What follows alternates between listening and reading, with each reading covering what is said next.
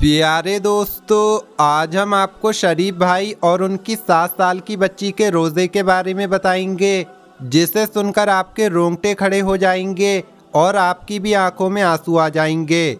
आप इस वीडियो को लाइक करें या ना करें यह आपकी मर्ज़ी है, लेकिन इसे आखिर तक ज़रूर देखें।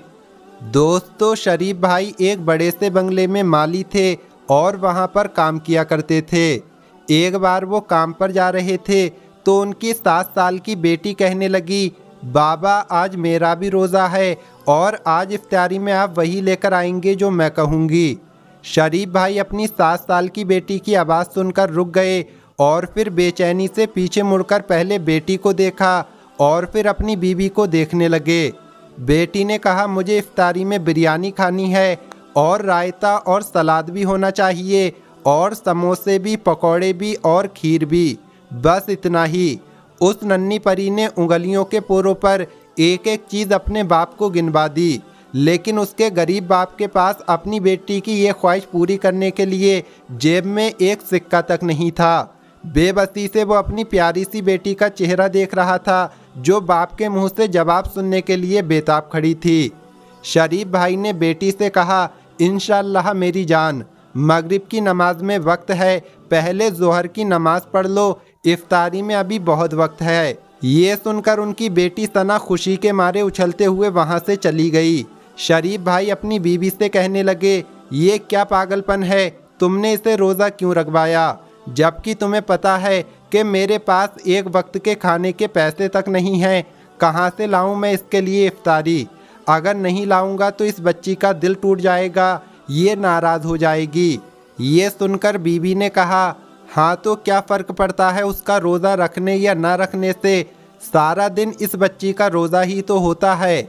मालिक साहब के घर से सड़े हुए फल लेकर खा लिए तो ठीक है, नहीं तो ये पूरा दिन भूखा गुजार देती है, या फिर 10 रुपए का एक बिस्किट का पैकेट दे देती हूँ। इससे बेहतर तो मुझे यही लगा कि ये रोज़ा रख ले, कम से कम बार बार मुझसे खाना तो नहीं मांगेगी। ये कहकर बीवी रोने लग गई तो शरीफ भाई कहने लगे, मैं मानता हूँ मगर मैं क्या करूँ, यहाँ इन मालिकों की गुलामी से कहाँ जाएंगे। यहाँ काम करते हैं तो सर छुपाने को छत और एक वक्त की रोटी मिलती है, वरना बाहर किराए के घरों में जाओगी तो एक वक्त की रोटी के लिए पैसे कमाओगी या फिर घर के किराए के लिए पैसे कमाओगी। इसके बाद शरीफ भाई ने कहा, अच्छा अब रोना बंद कर दो, छोड़ो इस पूरी दुनिया को, हमारे लिए सिर्फ और सिर्फ हमारा रब ही काफ़ी है, जो इन लोगों को इतना मालो दौलत दे सकता है, वो परवरदिगार हमें भी 2 वक्त की रोटी दे सकता है। ये सुनकर बीबी आंसू पोंछते हुए कहने लगी, शरीफ आपकी यही बात मेरे दिल को सुकून पहुंचा देती है। शरीफ भाई ने कहा, ठीक है मैं जाता हूं और शाम को मालकिन से कुछ पैसे मांग लूँगा, उन्होंने दे दिए तो अपनी गुड़िया के लिए इफ्तारी में उसकी मनपसंद चीज़ें ले आऊँगा। ये कहकर वो चले गए। असर की नमाज पढ़ने के बाद शरीफ भाई सीधा अपनी मालकिन के पास आए, जो बड़ी सी LED पर कोई शो देख रही थी। शरीफ भाई को देखते ही मालकिन शुरू हो गई और कहने लगी, क्या सारा काम हो गया? बाग की हालत चंद दिन पहले मैंने देखी थी, बहुत बुरी थी, मगर मैं आज देखकर आई हूँ कुछ बेहतरी नज़र आई है। काम चोरी के बजाय मेहनत किया करो, नहीं तो और भी लोग हैं, मैं किसी और को रख लूँगी।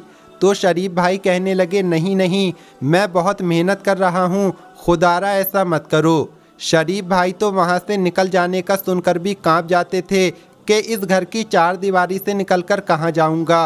वो सर झुकाए खड़े हुए थे तो मालकिन कहने लगी, अब जाओ यहाँ से, मुंह उठाकर क्यों खड़े हो गए? तो शरीफ भाई कहने लगे, बेगम साहिबा, वो आज मेरी बेटी सना का रोज़ा है, आपको तो पता है मैं और मेरी बीवी तो आपकी तरफ से मिलने वाली इफ्तार से रोज़ा खोल लेते हैं, मगर वो बच्ची है, पहले रोज़े की खुशी में उसने मुझसे कुछ फरमाइशें की हैं, उसे इफ्तार में उसकी मनपसंद की चीज़ें चाहिए, मगर बेगम साहिबा मेरे पास जेब में 1 रुपया तक नहीं है, इसलिए आप मेहरबानी करके मुझे आज कुछ पैसे दे दो तो मैं अपनी बेटी के लिए। अभी उन्होंने इतना ही कहा था कि इतने में मालकिन उनकी बात को बीच में काटते हुए कहने लगी, तुम एक काम क्यों नहीं करते कि तुम यहाँ आकर हमारे बंगले में रहने लगो और हम तुम्हारी जगह सारे काम भी कर दिया करेंगे और जो एक कमरा तुम्हें रहने के लिए दिया है वो हम रह लेंगे।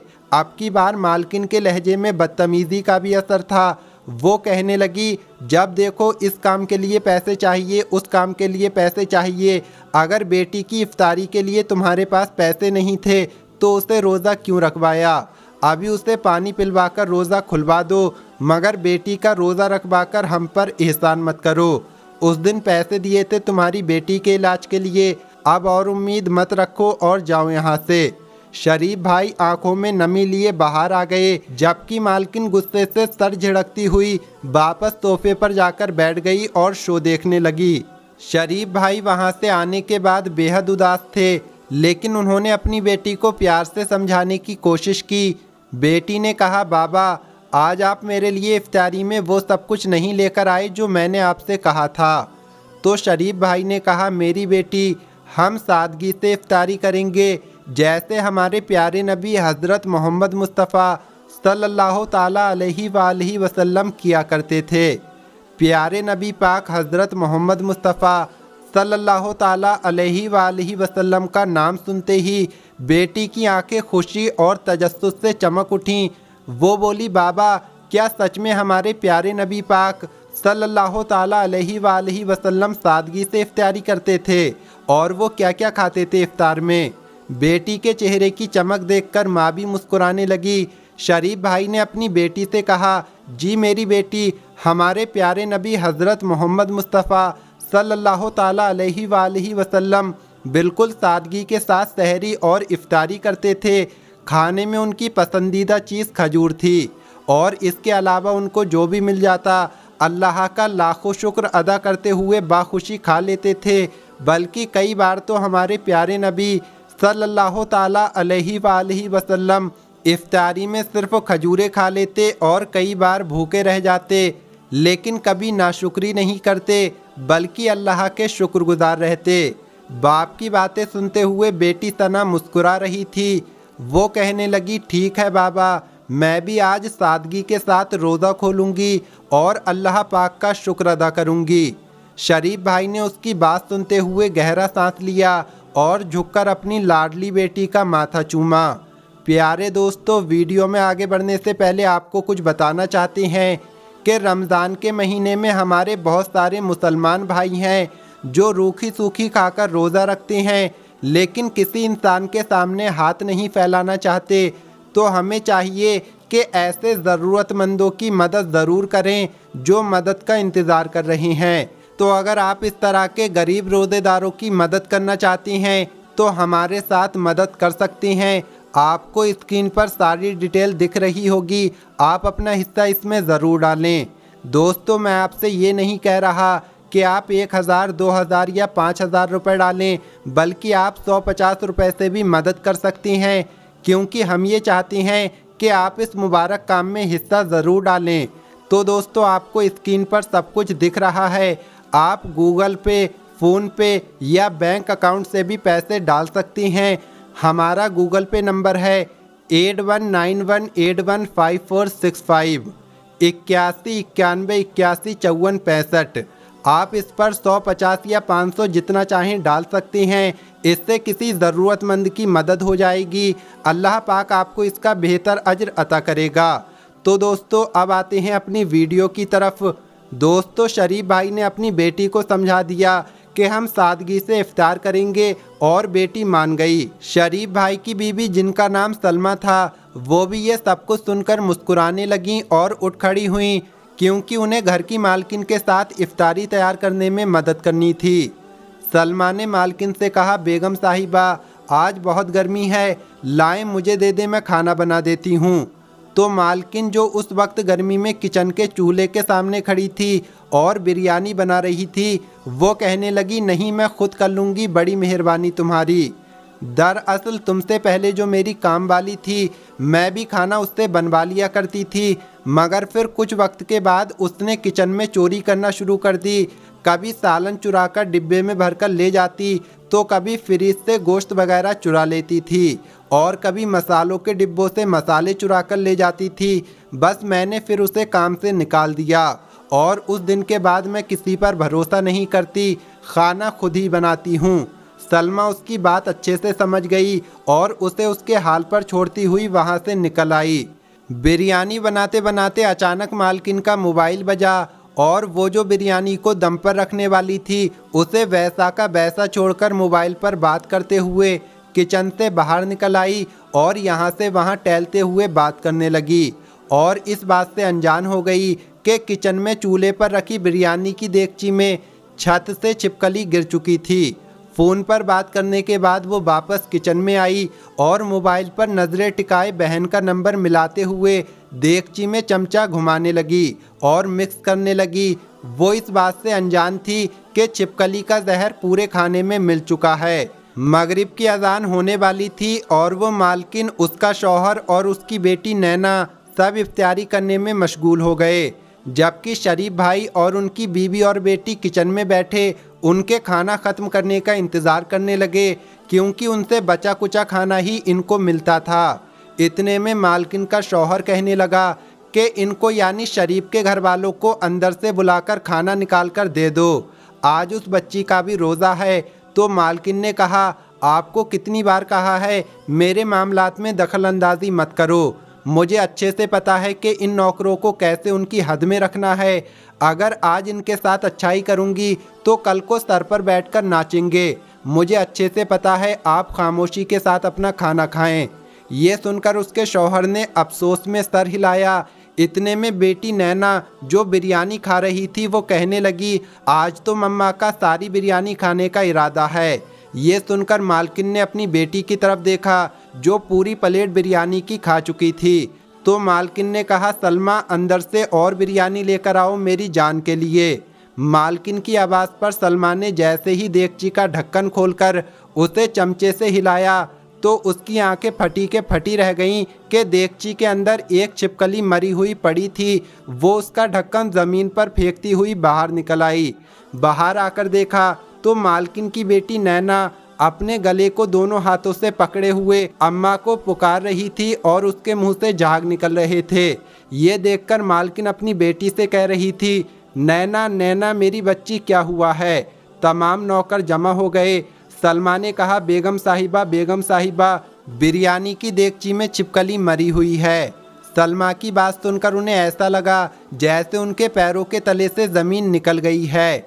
मालकिन के शौहर ने वक्त को ख़राब किए बगैर अपनी बेटी को गोद में उठाया और वो सब उसे अस्पताल की तरफ लेकर भागे, जहां नैना का मैदा वाश किया गया। डॉक्टर्स का कहना था कि इसकी हालत अभी भी खतरे में है। रोते रोते 2 बार मालकिन बेहोश हो चुकी थी, जिसे सलमा संभाल रही थी। नैना के कमरे के बाहर 7 साल की बच्ची सना बैठी हुई थी और उसकी सेहत के लिए अल्लाह से दुआ मांग रही थी, जबकि शरीफ भाई मालकिन के शौहर के साथ भागदौड़ करने में लगे हुए थे। मालकिन ने डॉक्टर से कहा, डॉक्टर मेरी बेटी कैसी है।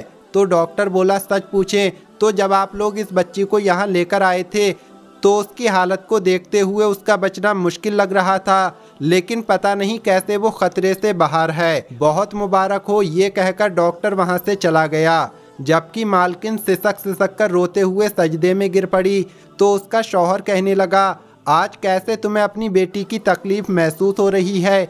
देखा ना औलाद की तकलीफ़ कैसे इंसान को बेबस बना देती है। मगर तुम्हें क्या, तुम्हें तो सिर्फ अपनी बेटी की तकलीफ़ महसूस होती है। इस बच्ची को देखो जो कमरे के बाहर बैठी सूखे लबों के साथ बिना इफ्तारी किए तुम्हारी बेटी के लिए दुआ मांग रही है। ये वही बच्ची है जिसके बाप ने आज इफ्तारी के लिए तुमसे पैसे मांगे थे। ये वही बच्ची है जो तुम्हारी इफ्तारी का इंतज़ार कर रही थी ताकि तुम्हारा पेट भरने के बाद वो अपनी भूख को मिटा सके। लेकिन तुम्हें क्या, तुम्हें खुदा का खौफ बिल्कुल नहीं आता इन पर ऐसा जुल्म करते हुए। जैसी तकलीफ़ आज तुम्हें हुई है ऐसी ही तकलीफ़ आज शरीफ भाई और सलमा भाभी को अपनी बेटी को भूखा बैठे देखकर हुई होगी। जब तुम अल्लाह के बंदों पर रहम करोगी तो अल्लाह भी तुम पर रहम करेगा। अल्लाह के बंदों को तकलीफ़ पहुंचाओगी तो खुद भी तकलीफ़ सहने के लिए तैयार रहना। मुझे लगता है कि शायद अल्लाह ने इस बच्ची की दुआ सुन ली है जो रात के इस पहर भी बिना रोज़ा खोले भूखी प्यासी अपने रब से तुम्हारी बेटी के लिए दुआएं मांग रही है। मालकिन जमीन पर सख्ते की हालत में बैठी रही। उसका दिमाग सुन हो चुका था, जबकि ये सब बातें बहती हुई आंखों के साथ रोते हुए दीवार से टेक लगाए शरीफ भाई और उनकी बीवी सलमा भी सुन रहे थे।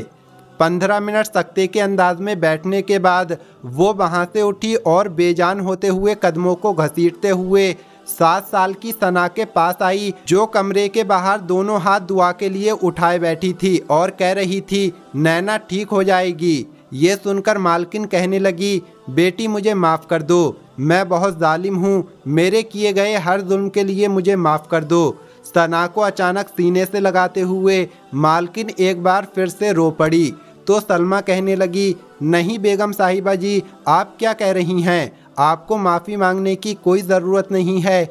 इतनी देर में मालकिन का शौहर भी वहाँ पहुँच गया और कहने लगा, ये देखो सना बेटी, मैं आपके लिए क्या लेकर आया हूँ।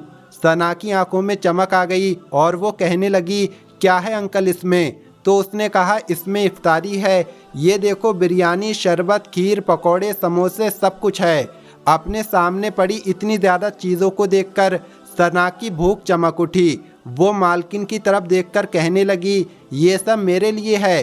तो मालकिन ने कहा, हाँ मेरी जान, ये सब आपके लिए है। अब आपको खाने से कोई मना नहीं करेगा, आपको इनमें से जो खाना है आप खा सकती हो। सना ने कहा, अम्मी बाबा, आपने भी तो इफ्तारी नहीं की है, आप दोनों भी आ जाएं, हम सब मिलकर खाएंगे।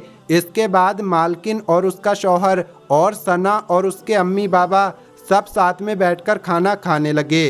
तो दोस्तों, आज की इस वीडियो में हम आपको यही सब कुछ बताने वाले थे। ये वीडियो आपको कैसी लगी कमेंट बॉक्स में ज़रूर बताएं। मिलेंगे अगली वीडियो में। अस्सलाम वालेकुम, अल्लाह हाफिज़।